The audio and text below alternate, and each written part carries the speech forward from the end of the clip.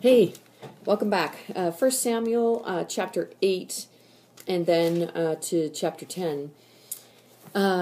This is kind of like a tragedy in some ways, although it ushers in, this passage of scripture ushers in a whole new era for the Israelites. And but it's kind of a bit of a drag in some ways. Samuel has not been able to keep his sons in line, kind of similar to Eli. The people are despairing at the future because they don't know what to do.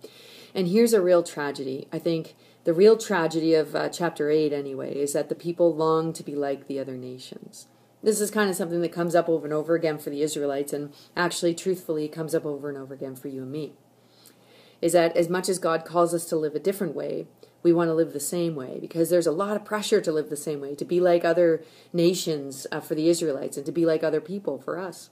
And there's a cost to being different. Some people look down on us for being different. Some people think, oh, that's not the way you should do things. Oh, that's not like a normal way. What, you're going to ask God for a decision instead of a democratic process, or, like whatever those things are. And so the nation of Israel said to Samuel, as much as we've had a great run with you and you have discerned the will of the Lord and we've done it, and God has kept us in peace for all these years and has rescued us and restored us to worship and restored us to ourselves, what we really want is a king.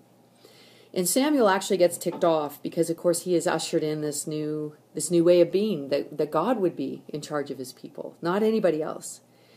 And the Lord speaks to Samuel and says, hey, don't take it personally. It's me they're rejecting, which I think is one of the saddest things ever. It's me they're rejecting. They're afraid to actually rely on me for their everyday, for their nation, to be my people. And so they're rejecting me. So don't worry about this. I got this. And I'll give them what they want. And Samuel goes to the people and he says, okay, God's going to give you what you want because he loves you. And he wants to somehow communicate his love to you. And he wants to actually help you be a people. But just so you know, and just so that you know that I've told you, I am warning you as a prophet that when you place a human being over you, he will rule over you. And he will not be like God. He will be like a man. And that means he'll be selfish. That means he'll be ambitious. That means he will serve at your expense. All these things. And the people of Israel say, fine, we'll take it. And what's interesting about this passage is that people have been taking it ever since. One of the greatest problems on the earth today are leaders, are terrible leaders, are dictators, are people who continue to exploit and oppress their own people for their own gain. This is one of the great problems in our world today. We're looking for people who will submit themselves to the Lord. And I don't know who you've put over you.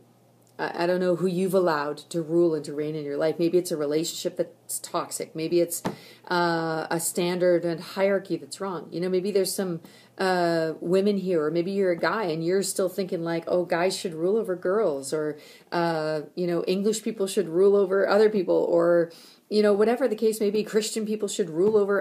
And all this sort of hierarchy is really just this desire to be like everybody else. And God calls us to be different, to be fully submitted to his lordship, which will bring freedom and beauty into our lives. So take Samuel's warning, and don't be like Israel. Take his warning and say, oh yeah, right, why do I want someone to rule over me when I've got God? He can be my ruler. He can be in charge of me. Let the Lord rule your life. And if he isn't ruling your life, why not start today?